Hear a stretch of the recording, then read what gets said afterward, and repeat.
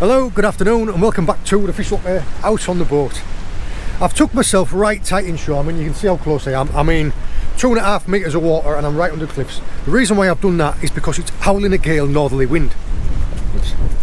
There's some not bad clarity though. Yeah, it's blowing a gale northerly. We've got the tailwinds from Hurricane Fiona. We've had some really bad wind earlier on in the week and it's going to get even worse. Today is a little bit of a lull. So I'm going to try and go out, get the pots and move them into a more sheltered area. We will see how it goes. The reason why I've took myself right in here to do this is because I don't know how strong the wind's going to be out there and don't know if you're going to be able to hear me very well. Yeah, that's a good sign. If the wind stays northerly like this, it should help with the clarity and I might be able to get the wetsuit out. We'll see. But today's for the pots. Let's go.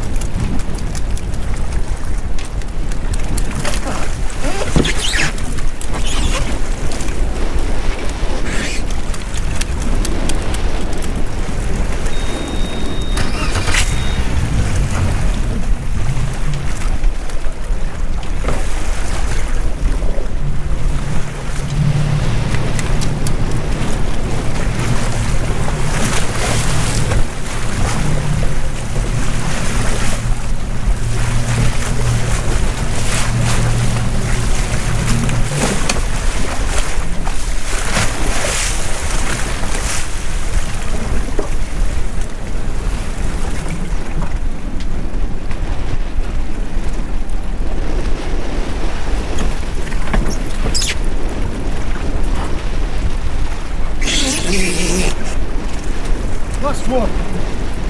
Come on, last one.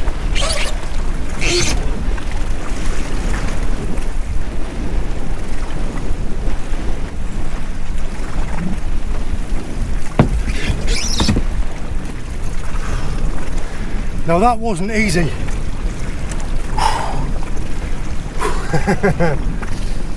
I'll spin the boat around, get the ropes from underneath my feet and we'll have a look what's in these pots.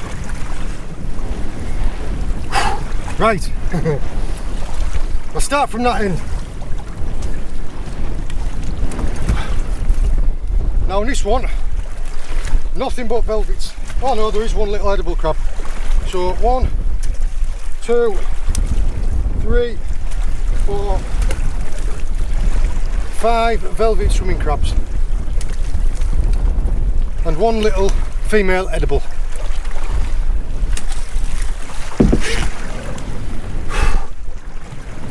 At least that shows that there's something down there.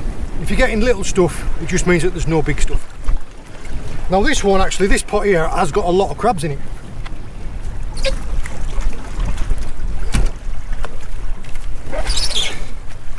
People ask me quite often, they just say, oh well, you seem to get more crabs than lobsters. That's because I'm trying to catch lobsters. I put the pots in places with baits I put them in areas where I think I'm going to catch lobsters. If I wanted to catch crabs, I would put them in other places.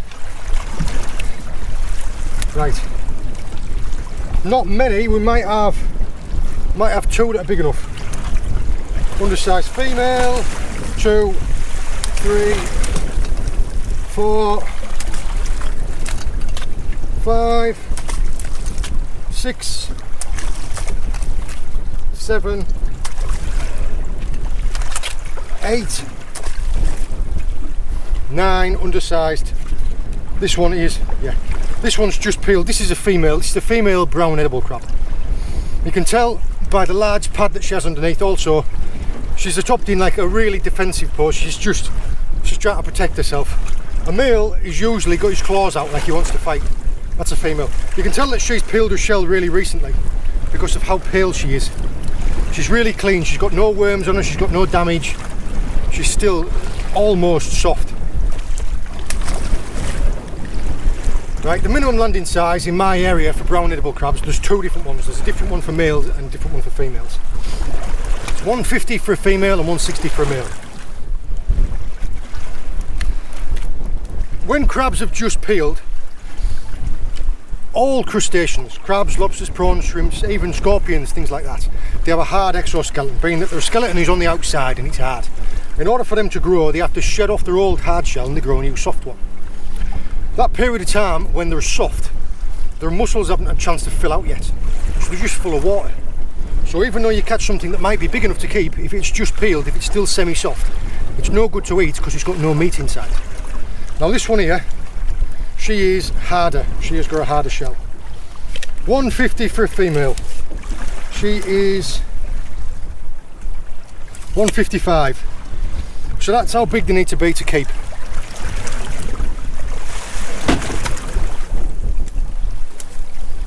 And there's another nice female. Hard enough. She'll be big enough too. 160. So yeah, 2 female edible crabs. I would rather take lobsters than crabs, so if we catch some nice lobsters, I might let them crabs go. I'll keep the crabs if we haven't got anything else, or if one of our friends wants some crabs. I mean, Hannah, my wife, she prefers crab to lobster. But the same with lobsters is that males and the females, you get different meat from them. Male lobsters and male crabs have got larger claws, so you get more claw meat. Females have got more body meat, so a female lobster has more tail meat and a female crab has more brown meat inside of it. Now we prefer the claw meat, so if I catch some male brown crabs, I'll keep them instead of the females. It's all quite picky.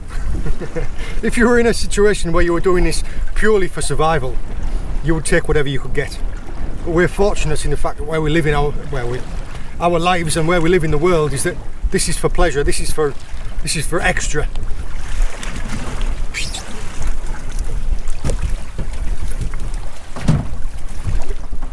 I can already imagine the questions that I'm going to be getting, and it's like, oh well, why don't you just give them to other people? I can only take a certain amount per day.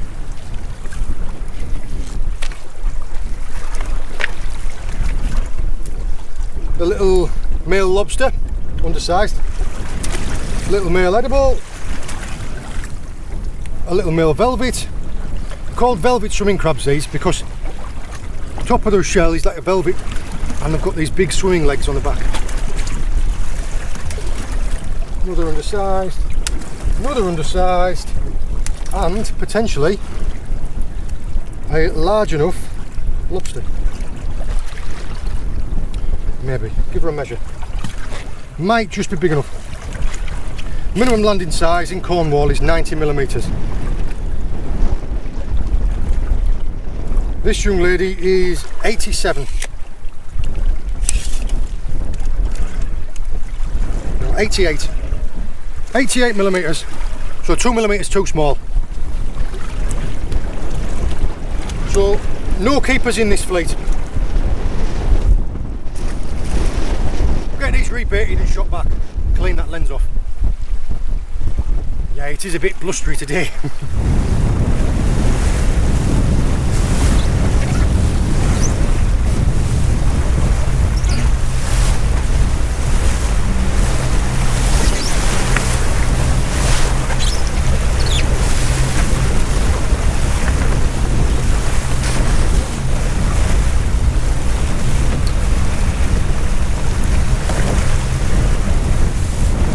Go get the next ones.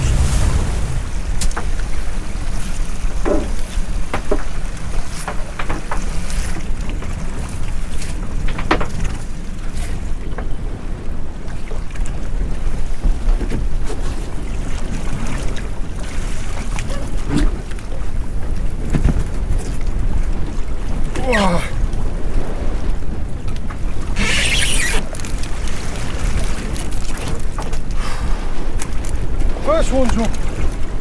Go on, John.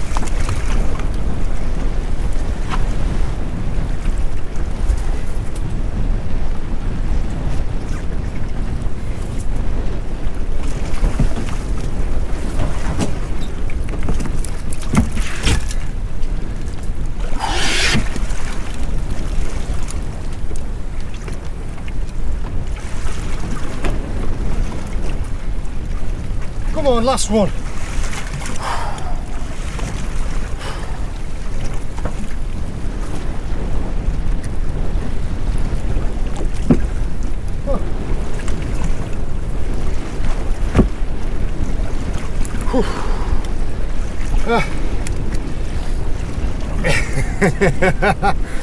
Whoa! Now these ones are heavier. I tell you what, that wind and tide is not made that easy. We have a couple of fish. Deal with this pot first. Couple of fish, couple of lobsters, couple of crabs.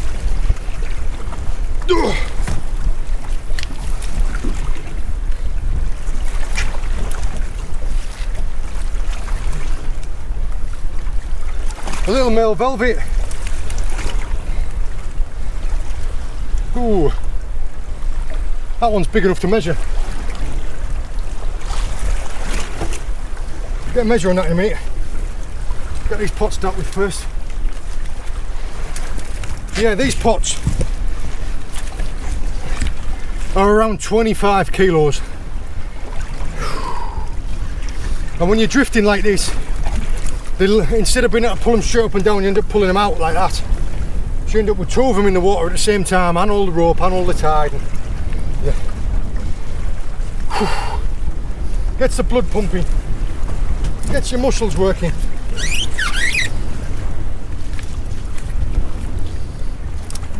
Another male velvet swimming crab. That is a ballan wrasse. A very lucky ballan wrasse. Oh, far too small. That one there is a little female, but is around about 85 mil. Far too small.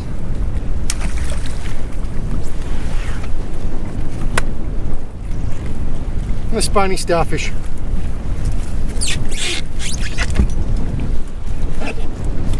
And in this pot,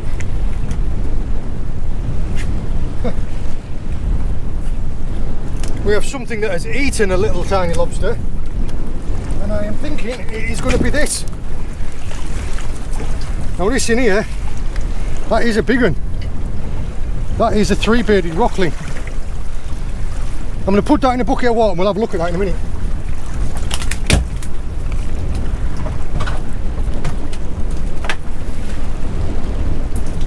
These pots have still got quite a bit of bait in. I'll replenish a little bit of the bait, get them ready and we'll shoot them back.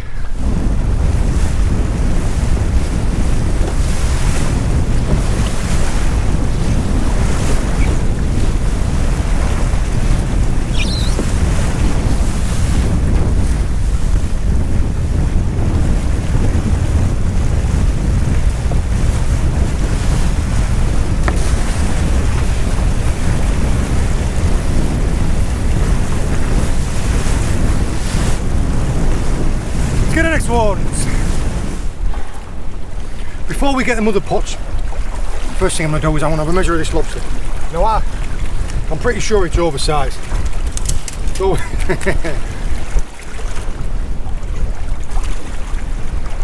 tell you what, it's a good job I checked. Bang on 90 mil. Bang on 90. I don't know if I can show you. It's got to be from the back of the eye to the back of the carapace, so 90 mil. I knew I was right. And the other thing to have a look at, what was in that pot? That three-bearded rockling. This is a big one. Now they are a stunning looking fish.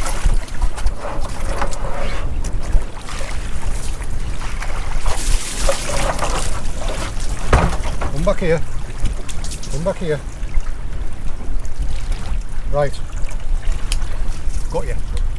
Got you. That is a three-bearded rockling. Not to be confused with a shore rockling, which also has three beards, but this one is called a three-beard because it has one, two, and a third one. Tell you what, it's got some teeth on him as well. 1, 2, 3. The way that you can tell with these is just because of the size of the head. They've just got to get massive head on, like a little baby ling. but also they're bright orange and peach, and I've got like tiger spots all over them. Like I say, that's a good one, that's a big one. If I'd caught that on rod and line, that would have been a specimen. Cracking fish. I think they're gorgeous. Try and show you them teeth that he's got in there, but he's got some gnashes on him. Go on, away with you, away with you. Yeah, just like a little ling. Now you get ever so many different types of rocklings. Those 3 beards are the largest. Quite often people will catch them from the shore and they think they're a 3 beard because they're a shore rockling, but they have 3 beards. Shore rocklings are a lot smaller. There's 3 beards, shore rocklings, 5 beards and 8 beards. Yeah, those are the biggest. Let's go and get them other pots. Get out of this sloppy swell.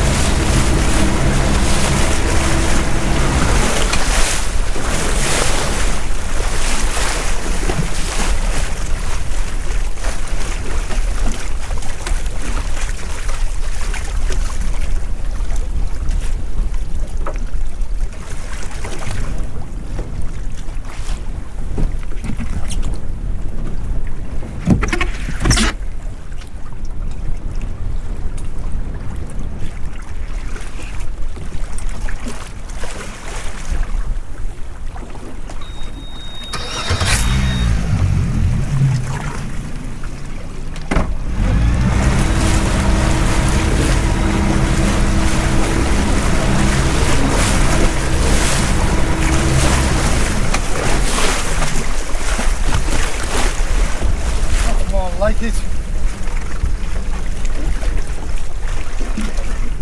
Freed it up.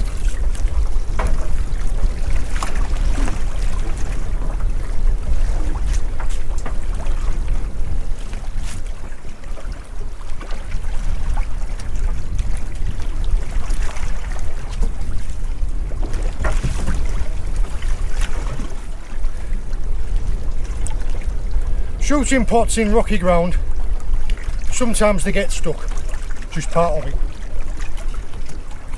Right now, I'm trying to get one of them out.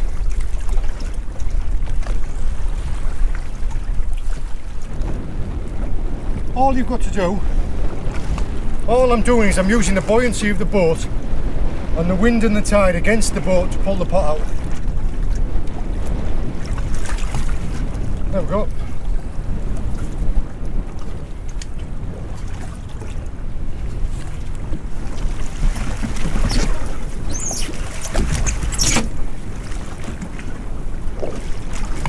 Yeah, I'll explain that in a second.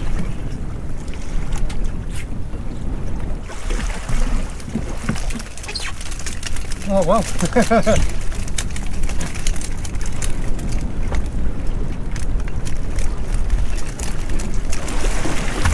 Well, that pot has definitely done the business. I was just thinking to myself when I was pulling that up there, and that pot had got stuck, and I thought, oh God, all of this effort, and we've not had a very good haul from the pots. When I show you that last one. Yeah, all that's happened is I work my pots in rough ground, in rocky ground, in really snaggy rocky ground, because that's where the lobsters live. They live in like the caves and the cracks and the crannies, and occasionally the pots get jammed in there, like then. There's nothing you can do about it. All that happens sometimes is the tide will push them in, or you might even drop them into a hole. And when I've got wind and tide pushing, and when I've got the tide going that way and I've got the wind going that way, so as I'm pulling the pots up, the wind is pushing the boat, so it's dragging the pots, and sometimes they get stuck. So all I did was I just pulled in as much rope as I could do and just held it at the side of the boat. And all that did there was the waves and the wind against the side of the boat, used the buoyancy and the size of the boat to pull the pots out. Otherwise I'd have ended up wrecking me back. Right, I'm stalling. The first pot we'll have a look at. I'm really glad these have done the business. First pot.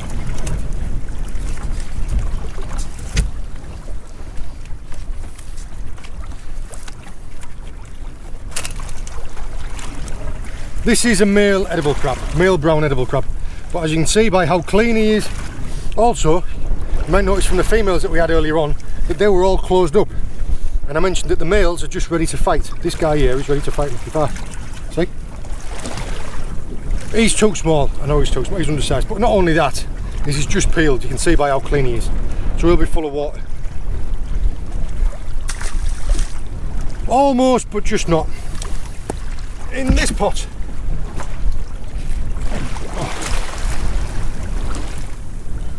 female spider crab. Tell it's a female because it's got a very large pad underneath like that. That's where she keeps her eggs. Nice male lobster. That is probably on the limit.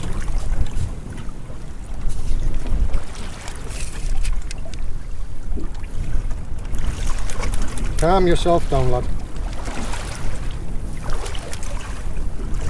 Nope. 89, so a millimetre undersized, but nice to see. Yeah. Next time he peels, he'll probably be like 93, 94, so he'll be big enough. You were lucky this time. Yeah, you look at this time, lad.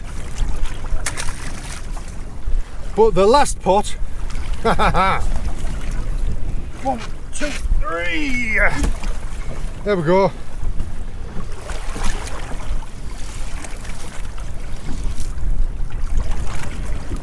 Now that, that's a sight for sore eyes.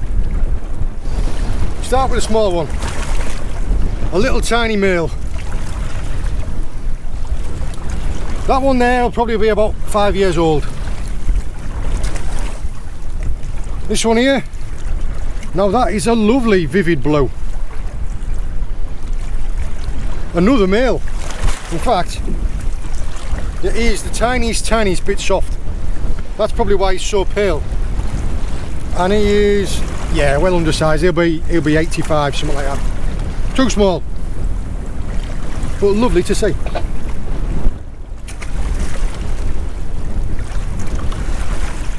Now that fella's big enough.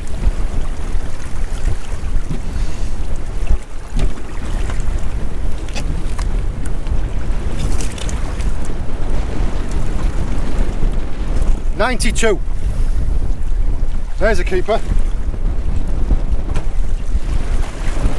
And I'm thinking that this one up here, which I think is the bigger one, another male. Oh yeah, 95. So that's brilliant. 2 keepers in the last pot. Now that does mean that we have 3. I'll go through it, and what I'm going to do is I'm probably going to let go of the first one. He's a lovely one. He's a lovely lobster. Whew. Let's get these pots rebaited and shot back, and then we'll pick the best one of these 2 lobsters. We'll pick the best 2 of these 3 lobsters, because I can only keep 2. Definitely worth the effort.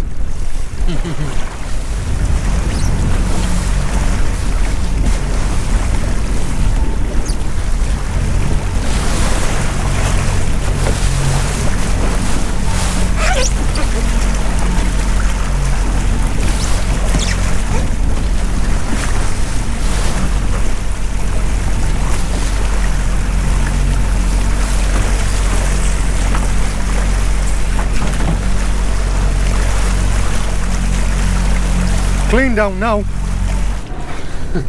That took a lot of cleaning down, that I'm surprised. Right, we had to work for it today. The conditions did not make it easy. The wind and the tide and everything else, pot's getting stuck. Yeah. But we came good on the very last pot. I am over them. Yeah, we had two cracking lobsters in the last pot.